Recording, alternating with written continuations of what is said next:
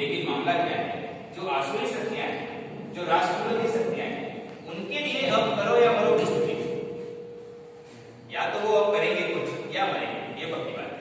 तो जब इस अवस्था में कोई व्यक्ति होता है कि या तो मैं करूंगा या मरूंगा, तो वो अपनी पूरी ताकत लगाएगा। तो ये जो अभी 10-20 साल का समय है, ये जो परिवर्तन की बेला है, इसमें आसुरी शक्तियां अपना पूरी ताकत लगाने के लिए तैयार बैठी है, लगा ही रही है। हम दिल्ली में देख रहे हैं उदाहरण सामने, उससे पहले भी देखिए बहुत सारी जगहों पर देखिए। हमारा विषय ही वही है। मैं अपने बच्चों को बोलता हूं, मैं तो बहुत ही ग्रामीण अंचल में काम करता हूँ जहाँ एक एज लाइट नहीं होता। छुरा से और 10 किलोमीटर और वहां से उड़ीसा बॉर्डर 10 से 12 किलोमीटर, तो उस जगह पे मैं काम करता हूँ। तो अपने बच्चों को बोलता हूँ कि भाई छोटी जगह में अपॉर्चुनिटी ज्यादा है। हमारा एक विद्यार्थी है, वो छुरा का है, भोले शंकर जायसवाल। हमने उनको 4 साल 5 साल पहले हम लोग को यूजी में पढ़ाया था, आज वो पार्षद है। खुशी होती है। तो अब देखो कितने कम समय में ना, बड़े शहरों में भीड़ ज्यादा है, आपके लिए अपॉर्चुनिटी कम है, लेकिन छोटी जगहों में तो बहुत ज्यादा अपॉर्चुनिटी है, आप आराम से आगे बढ़ सकते हैं। और उपस्थित मेरे साथियों, गर्व की बात इसलिए भी है कि मैं सुरक्षा जागरण मंच का पिछले 10 साल से सदस्य हूँ। ये मेरे लिए गौरव की बात है। और अभी जैसे सतीश पंडा जी ने कहा कि ये 10 साल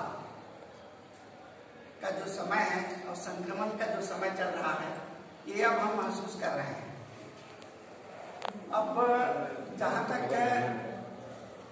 डॉक्टर भूपेंद्र ने ये कहा कि अब इम्प्लीमेंटेशन के समय आ गए हैं और बच्चों में वो चीजें हम कैसे करें, हम इन चीजों को जानते हैं। जैसे उन्होंने कहा कि जानते तो हैं, लेकिन यहाँ एक परिवेश और होता है। हम किसी चीज को करने जाते हैं तो लगने लगता है कि छत्तीसगढ़ी में एक आम बात है, मुड़ा का करे बने। तो जब हर आदमी ये सोच लेगा कि मुझे क्या करना है, तो फिर काम कैसे होगा। और ये जो लक्ष्य है अभी, और सच में पहली बार सनातन धर्म की जो व्याख्या है उसी हिसाब से आ रही है। जैसे उन्होंने कहा कि यदा यदा धर्मस्य ग्लानिर्भवति भारत, तो वो जो कॉन्सेप्ट है ईश्वर और ईश्वरत्व की, वो सच में आ चुका है। और हमको आज देश में प्रधानमंत्री के रूप में जैसे नरेंद्र मोदी जी की जो संकल्पना है, जो आज 70-80 साल में नहीं हो पाई थी, वो होने लगी। और मेरे सभी साथियों, आप सभी को मेरा नमस्कार। मुझे पता नहीं था कि मुझे किस पॉइंट में बात करनी है, मगर जो भी टॉपिक चल रहा है वो हमें अपने देश में क्या करना है और देश के लिए क्या करना है, यही शायद मेरे समझ में यही आया कि यही बहुत बड़ी चीज है। सुभाष चंद्र बोस जी का 125वीं जयंती हम कल सभी मनाए हैं, और उन्होंने हमें जीवन में सिखाया कि हमें संघर्ष से ही सब कुछ प्राप्त होगा। मांगने से हमें ना आजादी मिलेगी, ना सम्मान मिलेगा, ना खुशियां मिलेगी। तो अभी हमने उनकी जयंती मनाई है, तो हम ये चाहेंगे कि उनके जीवन से जो हमें संघर्ष की प्रेरणा मिली है, वही हमें अपने जीवन में लागू करना है। और अगर हम सभी संघर्षशील हो जाएंगे तो कोई भी ऐसी चीज नहीं है जिसे हम प्राप्त नहीं कर सकते। हमें अपने देश के लिए कम से कम ज्यादा नहीं तो गिलहरी की तरह थोड़ा थोड़ा ही प्रयास करेंगे तो भी हम उसको पूर्ण कर सकते हैं। हम हमेशा ये सोच लेते हैं कि हमारे करने से क्या होगा, तो हमारे करने से तो कुछ नहीं होगा। अगर ऐसे ही सभी सोच लेंगे तो कभी भी युवा राजनीति में हिस्सा नहीं लेते हैं। उनकी यह मानसिकता तय हो चुकी है कि राजनीति एक गंदी जगह है। ये लगभग हम देखा जाता है। अभी मैं आपको एक उदाहरण देना चाहता हूँ। अमेठी यूनिवर्सिटी में यूथ पार्लियामेंट हुआ था। वहाँ पे उनके जो पेरेंट्स है, उनके जो अभिभावक है, उन्होंने अपने बच्चे को बहुत अच्छे से तैयार करके लेके आया था। देश के किसी को प्रधानमंत्री बनाया था, किसी को मंत्री बनाया था, किसी को सांसद बनाया था, और उन्होंने बहुत अच्छे तरीके से प्रेजेंटेशन भी दिया। लेकिन क्या वही पेरेंट्स अपने बच्चे को रियल लाइफ की राजनीति में आने देंगे? बहुत कम ऐसे पेरेंट्स होंगे जो बोलते होंगे कि आपको भी रियल लाइफ के पॉलिटिक्स में जाना है। सिर्फ एक फॉर्मेलिटी बना के रख दिया गया। तो मैं सभी पेरेंट्स से भी यही बात बोलना चाहूंगा कि कि आप भी अपने बच्चे को प्रोत्साहित करें कि वो देश की राजनीति की ओर आगे बढ़े। आज हमारे देश में एक युवा शक्ति की सख्त जरूरत है, जो देश को आरोप प्रत्यारोप अनशन आंदोलन इन सभी से ऊपर उठकर देश हित में कार्य करे, जनहित में कार्य करे, पूरे देश की जनता को लेकर के कार्य करे। इसकी हमें सख्त जरूरत है। और ये आएगा कैसे? आज लगभग 121 करोड़ से अधिक लोगों की उम्मीद बनी हुई है कि ऐसा युवा है जो हम सभी को लेकर के चल सके। आज आपको बता देना चाहूंगा कि किसी भी देश का भविष्य राजनीति से ही तय होती है। मंच पर उपस्थित अतिथि और मेरे वरिष्ठ जन सभी को मेरा प्रणाम। मेरे भाई बहन सभी को मेरा प्रणाम। आप सभी मेरा प्रणाम स्वीकार करें।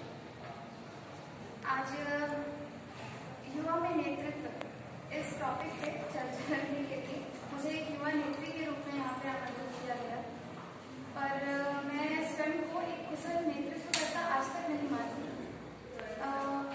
युवा में नेतृत्व इस टॉपिक से एक पंक्ति याद आती है कि जिस ओर जवानी चलती है उस ओर जमाना चलता है। पर हम इसको किस तरह से लेते हैं? क्या ये इतना सार्थक है कि हम सच में जिस ओर जवानी जा रही है उस ओर जमाना जा रहा है, या फिर ये बिल्कुल विपरीत है, जिस ओर जमाना चल रहा है उसी ओर जवानी चल रही है, एक भेड़ चाल की तरह? तो मैं यही कहना चाहूंगी कि हमें खासकर युवा पीढ़ी को, क्योंकि देश की अधिक आबादी युवा ही है, तो इनको आगे बढ़ाने के लिए, एक नेतृत्व करने के लिए हमें एक पथ प्रदर्शक की आवश्यकता है। मेरे पास ज़्यादा समय तो नहीं है, इसलिए छोटी सी बात कहना चाहूँगी। आप सभी से निवेदन है भैया, क्योंकि आप सभी हमारा पथ प्रदर्शक करते हैं, हमें आगे बढ़ाते हैं, इस पीढ़ी को आगे ले जाते हैं। यहाँ पे नेतृत्व नेता के तौर पे तो हर गली मोहल्ले में हर व्यक्ति मिल जाता है जो अपने आप को नेता समझता है, लेकिन एक कुशल नेतृत्वकर्ता, एक बुद्धि के रूप में, जिसके में वाकई में कुशल बुद्धि हो, जो इस देश को आगे बढ़ाने का सोचे, कुछ हट के अलग कार्य करने को सोचे, ऐसे बहुत कम लोग ही मिलते हैं।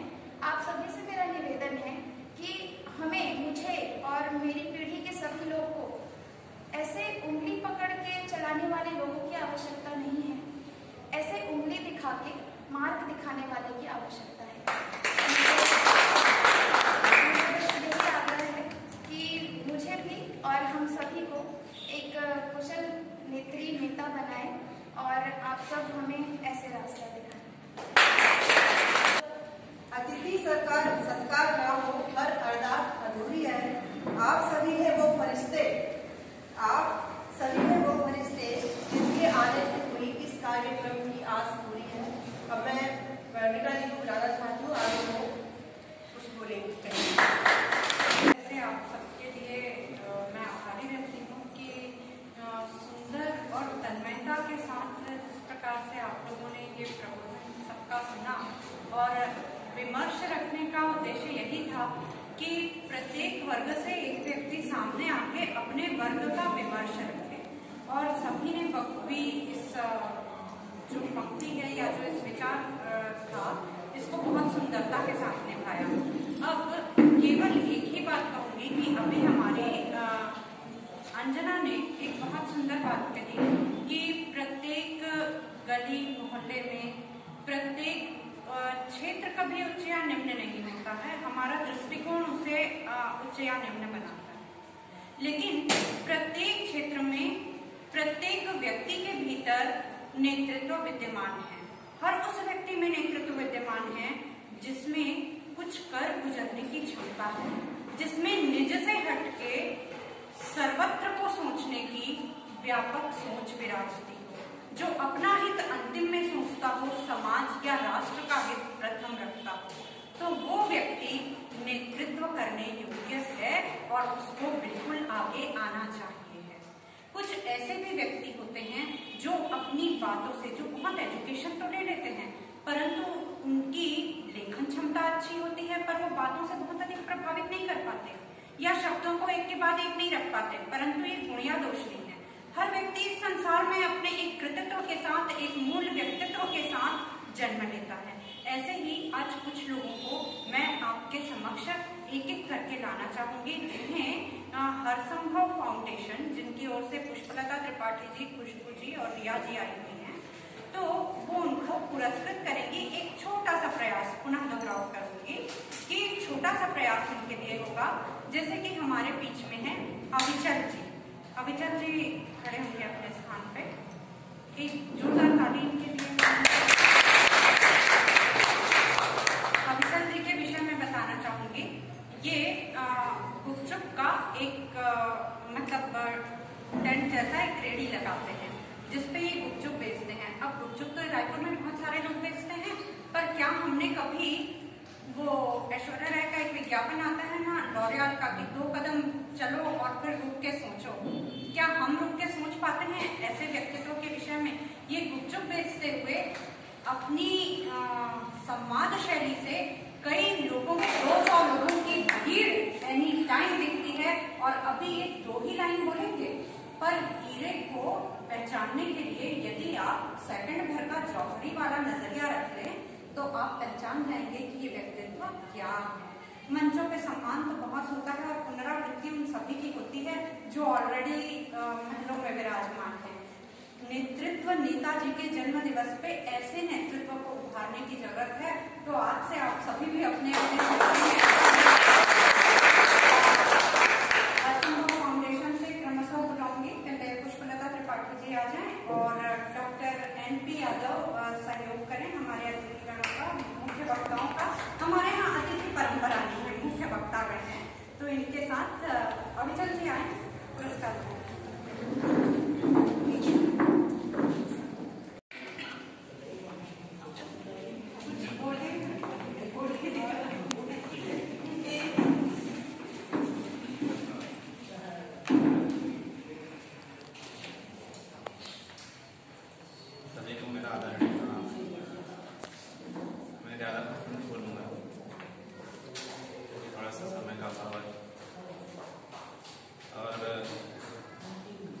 आज अगर मैं जिस अवसर पे आया हूँ, इतना खूबसूरत अवसर है ये कि मैं शब्दों में तो बयान नहीं कर सकता हूँ।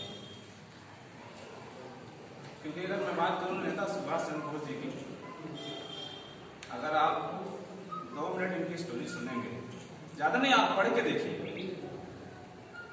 आपकी वो रोंगटे खड़े हो जाएंगे ना। हमें रियलिटी जानने की जरूरत है। आज हम स्कूल में पढ़ते हैं बस नेता सुभाष चंद्र बोस जी हैं, हम कभी उनकी गहराइयों के शब्दों को सुनेंगे। अब बहुत इंपॉर्टेंट होता है गहराइयों को सुनने के लिए। अगर मैं इनकी थोड़ी सी बात करूं तो मैं इनके लिए सलाम प्रणाम पायला कुछ भी करूंगा उनके सम्मान के लिए कम है। उन्होंने जो किया है ना, उसका हम अगर एक अंश हम लोग करना शुरू करते हैं, आज हमारे भारत ना एक जैसे कहते हैं नवरत्न, उस चीज में पराखा जाएगा। लेकिन आज ना सब करते हैं, जरूर करते हैं, मैं ऐसा नहीं करूं नहीं करते हैं, करते हैं सभी लोग। लेकिन कहते हैं ना कि किसी भी चीज को अगर बेहतर बनानी ना, बेहतर से करना पड़ता है। स्कूल में बहुत सारे बच्चे पढ़ते हैं, लेकिन जो बेहतर से पढ़ता है उसके मार्क्स अच्छे होते हैं, वो लाइफ में आगे बढ़ता है। दिखावा के लिए तो सब पढ़ाई करते हैं, घर से जाते हैं मम्मी पापा हम पढ़ने जा रहे हैं, पढ़ाई सभी लोग करते हैं, लेकिन पूरी उसमें होता है जो बेहतर से करता है। वही मेरी आप लोग से विनती है कि हम जो भी करें बेहतर से करें। आज मैं अपना थोड़ा सा उदाहरण दूंगा। मैं इस रायपुर में आया था ना, मेरे पास कुछ भी नहीं था, कुछ भी नहीं था। आज मैं रायपुर में एक बहुत अच्छी इनकम कर रहा हूँ। अब मैं एक ठेले से शुरुआत किया था, एक जगह से, आज मेरी 4 दुकानें हो चुकी हैं। दोनों बच्चे कॉमर्स के बहुत अच्छे स्टूडेंट हैं। न केवल ये खुद कॉमर्स पढ़ रहे हैं, बल्कि अपने क्षेत्र के लोगों को भी पढ़ाई के लिए प्रोत्साहित कर रहे हैं। ये मेरे कैंपस और आसपास के उस सुदूर वाले कैंपस में, मैं गदा में रहती हूँ, उस वाले सुदूर एरिया में इनका 60 से 75% के बीच हमेशा रहता है मार्क्स। और ये अच्छी खासी अर्निंग केवल सुबह से 2 बजे तक लगातार गाड़ियों की सफाई करते हैं और ये अर्न करते हैं। और बाकी बच्चों को भी ये लगातार प्रेरित कर रहे हैं अपने क्षेत्र के कि वो विषय चयन में किसी प्रकार की असावधानी ना करते और पूरी तन्मयता के साथ, चाहे वो अविचल जी हों, चाहे वो ये 2 युवा हों, ये तीनों युवान अपने क्षेत्र में पूरी शिद्दत के साथ अपना काम सर्वश्रेष्ठ होते हुए दे रहे हैं। श्रेष्ठ कहूंगी तो अनुचित है, इसमें प्रतियोगिता की भावना जनित होती है।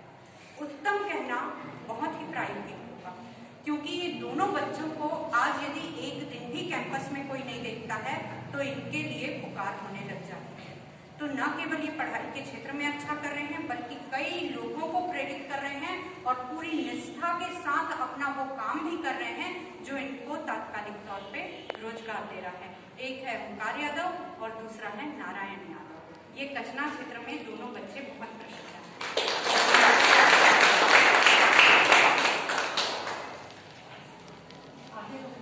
ऐसे बीच में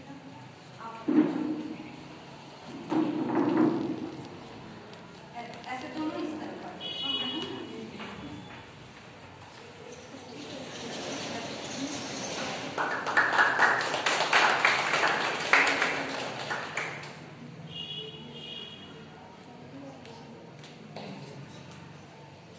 एक मिनट कुछ बोलोगे? सभी अतिथिगणों को मेरा प्रणाम। मैं ज़्यादा तो कुछ कहना नहीं चाहता, बस अपने घर के बारे में कुछ कहना चाहता हूँ। मैं अपनी पढ़ाई और अपने घर का पालन पोषण करता हूँ। मेरे पिताजी का काम तो अच्छे से नहीं चल पाता है। मैं पार्ट टाइम काम से काम करता हूँ, अपने भाई और मेरी पढ़ाई का खर्चा उठाता हूँ।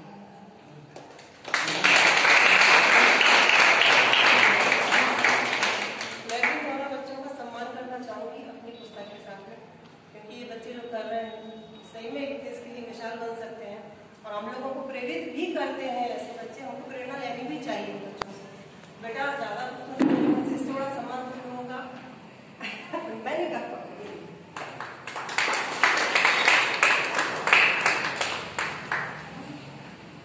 एक और आज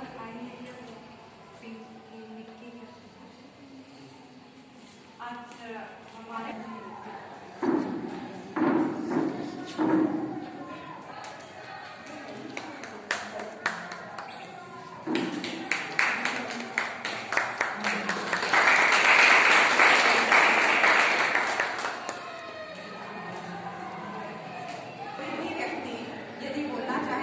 अभिषेक जी से चाहूंगी कि कुछ शब्द तो कहें अपने स्थान से।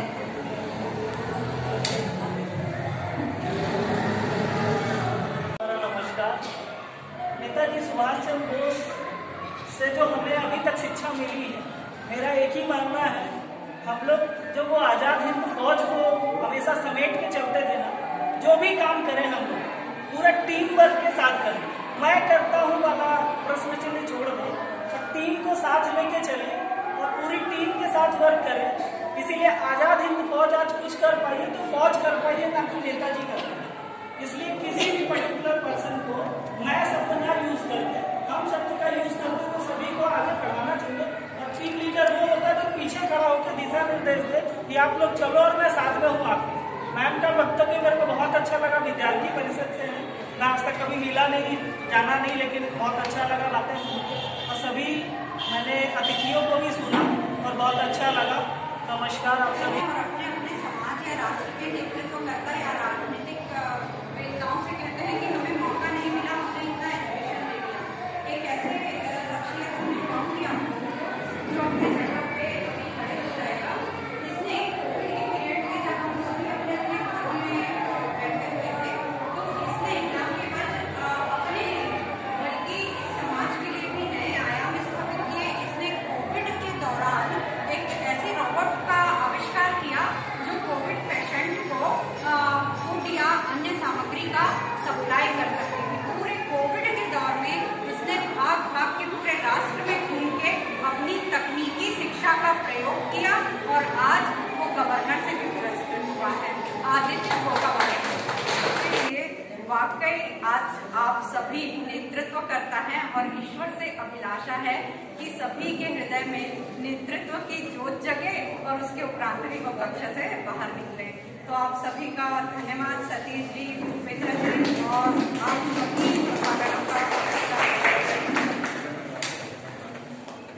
नमस्कार, आप देख रहे हैं न्यूज़ 72। मैं आर के राजपूत एक बार फिर आपका स्वागत करता हूं। आज राष्ट्रीय सुरक्षा जागरण मंच में नेताजी सुभाष चंद्र बोस जी की जयंती मनाई गई, जहां पर यूथ को लेकर एक बहुत अच्छी बात और चेतना जो सामने वालों को प्रेरित करती है देश के लिए आगे बढ़ने के लिए। ऐसे महिलाएं, बुजुर्ग सभी ने अपने वक्त में बात किया। हमारे साथ वर्णिका शर्मा जी जुड़ चुकी हैं। मैम, आज के कार्यक्रम को अगर सरल शब्दों में संबोधित करें, कैसे करेंगे?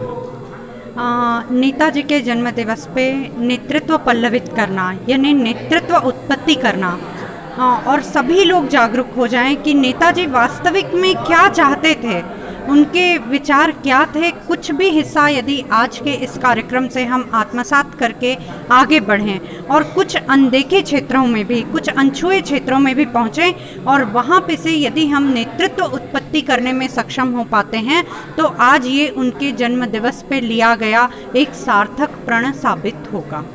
मैम, जितने बच्चे भी आए थे, आपने जिन्हें कहा कि हीरे की पहचान जौहरी करता है, तो ऐसे मैम बहुत सारे रहते हैं लगातार एक साथ जो आपके कार्यों को देख के, आपकी बातों को सुन के तत्पर आते हैं कि आप मैम ढूंढते हैं कि ऐसे बच्चों को जिनको ज़रूरत है उनको जो दिशा निर्देश। जी, क्या होता है, प्रत्येक व्यक्ति जौहरी बनने के लिए कोई स्पेशलाइज्ड डिग्री की ज़रूरत नहीं होती। यदि हर व्यक्ति अपनी अंतरात्मा की आवाज़ सुन ले और एक अच्छा दृष्टिकोण अपना ले, हर व्यक्ति में खूबी देखना शुरू कर दे, तो वो स्वतः ही जौहरी बन जाता है। आवश्यकता है कि अपने अंदर के उस जौहरित्व के गुण को निखारने की और अपने आसपास के बच्चों में भी, अपने आसपास के युवाओं में भी नेतृत्व शक्ति को जागृत करने। रायपुर में आपका नारा चलता है ma'am, 1 for all, all for one. ये काफ़ी प्रचलित नारा है, इसके लिए मैं आपको मैम बहुत बहुत शुभकामनाएं दूंगा। काफ़ी अच्छा प्रचलित हो चुका है। मैम, हमारे साथ और भी कुछ जुड़े हैं। मैम, आप कैसे देखती हैं आज की?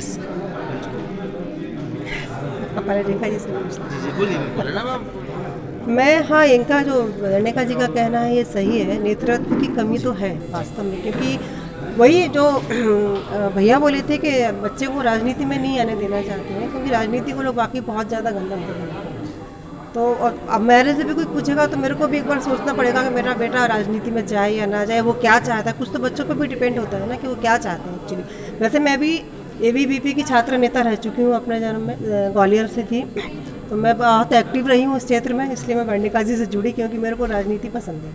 धन्यवाद मैडम। मैम, आप टीचर हैं। आज का युवा कहते हैं अंधकार में भटक रहा है, ये सत्य बात है कि गलत है?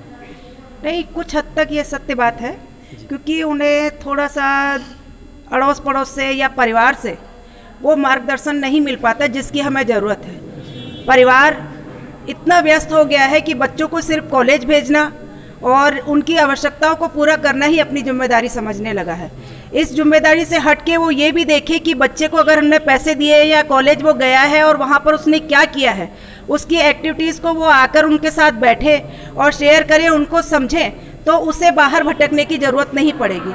आज परिवार वो जो समय नहीं दे पा रहा है, जिसके कारण आज का युवा भटक के बाहर उन खुशियों को ढूंढता है और बाहर हमेशा सही खुशियाँ मिलेगी, ये सत्य नहीं है। इस कारण युवा हमारा भटक रहा है।